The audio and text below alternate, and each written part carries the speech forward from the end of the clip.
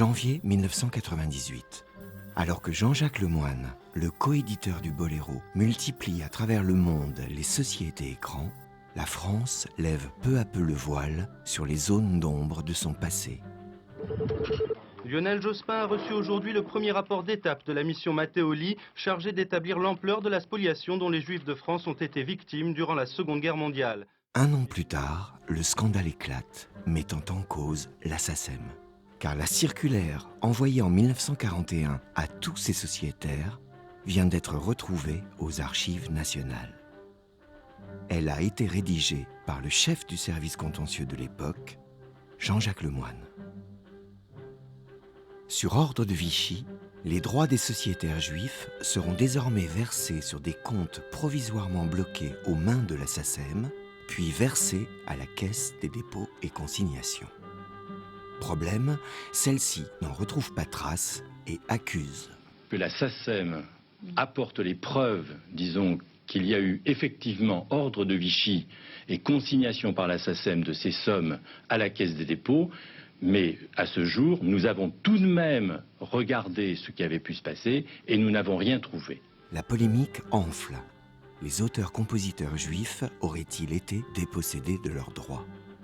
La SACEM aurait-elle fait du zèle pendant l'occupation? Le président de la SACEM, Jean-Loup Tournier, balaie les accusations. Si c'était le cas, qu'est-ce qui serait passé en 1945? Tous ces gens-là auraient été immédiatement poursuivis par un comité d'épuration, les auteurs juifs auraient sauté à la gorge de tous ces gens-là, ils auraient fait mettre en prison. Vous savez, ça s'est passé en 1945, hein, c'était pas de la plaisanterie. Or, qu'est-ce qui s'est passé? Rien. La commission Matteoli est saisie du dossier et la SACEM contrainte d'ouvrir ses archives. Après 6 mois d'enquête, les conclusions sont rendues. Malheureusement, les lacunes des archives de la SACEM rendent impossible la vérification. Aucun document ne permet d'attester que ces sommes ont bien été versées. Les reçus signés contre paiement n'ont pas été conservés. Seules quelques centaines de pochettes ont pu être consultées sur plus de 12 500 sociétaires et les livres comptables ont disparu. Je ne sais pas ce qui s'est passé exactement. Moi, quand j'étais à la SACEM, si vous voulez, je suis arrivé en 1955 là-bas.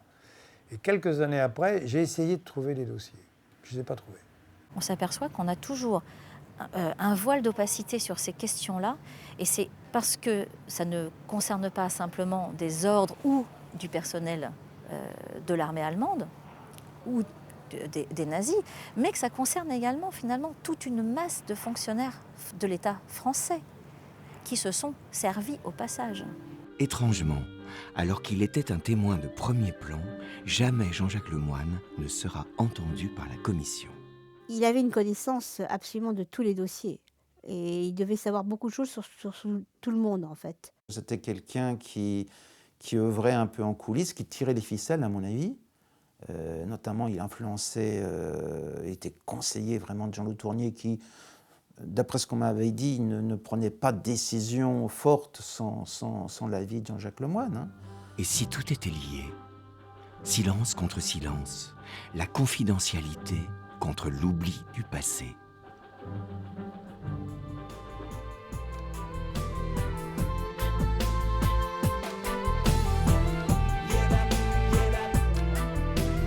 Au même moment, aux Comores, le chanteur Asmoza célèbre à sa manière la mémoire de Ravel.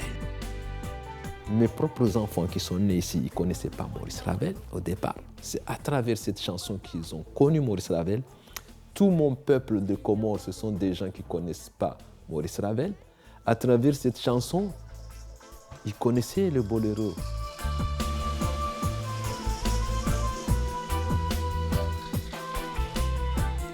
Mais le reggaeman reçoit une mise en garde.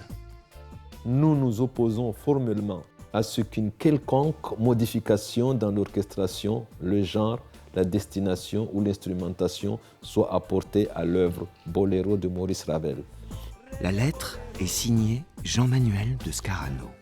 Celui qui a bâti sa fortune sur une reprise disco d'un blues de Nina Simone censure le boléro reggae d'Asmoza. 15 jours plus tard, le coéditeur du boléro cède les éditions Durand et son prestigieux catalogue à la multinationale BMG Publishing pour 7 fois son prix d'acquisition. Une plus-value impériale favorisée par les 20 ans de protection supplémentaire accordés par la loi Lang en 1985. À quelques mois d'intervalle, 2 enquêtes du Point, puis du Guardian, révèlent que l'argent du Boléro circule à l'ombre des paradis fiscaux. Basée à Gibraltar depuis 25 ans, la société Arima disparaît des écrans radars. Elle est dissoute 1 an à peine après la parution des articles.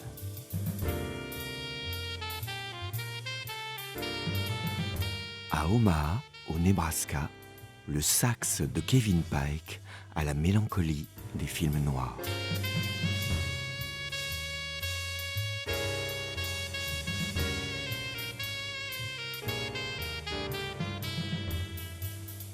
Mais entre-temps, la loi a de nouveau changé. Quelques années auparavant, à Bruxelles, une directive européenne a étendu la durée de protection de toutes les œuvres de l'esprit à 70 ans et dans tous les pays de l'Union. Dans toute l'Europe, désormais, il faudra calculer jusqu'à 70 ans après la mort de l'auteur. Et manque de bol, au ministère de la Culture, on oublie dans ce texte sur le droit d'auteur, la loi, qu'il existe des prorogations de guerre. Et on vote, sans difficulté, 70 ans, et on ne se pose pas la question des dispositions qu'on a oublié d'effacer. Évidemment, ça suscitera des contentieux. Février 2007, les éditions Hazan ont reproduit sans autorisation des tableaux de Claude Monet, les Nymphéas. La Société des auteurs des arts graphiques et plastiques attaque. Pour elle, pas de doute, Monet bénéficie des prorogations de guerre. Et celle-ci s'ajoute à la nouvelle durée de 70 ans. Le débat divise les juristes. La Cour de cassation tranche, ce sera 70 ans. Monet entre officiellement dans le domaine public. L'arrêt de la Cour de cassation dans l'affaire Monet ne pourrait-il pas faire jurisprudence? Et le Boléro, comme les Nymphéas de Monet, entrait plus tôt que prévu dans le domaine public.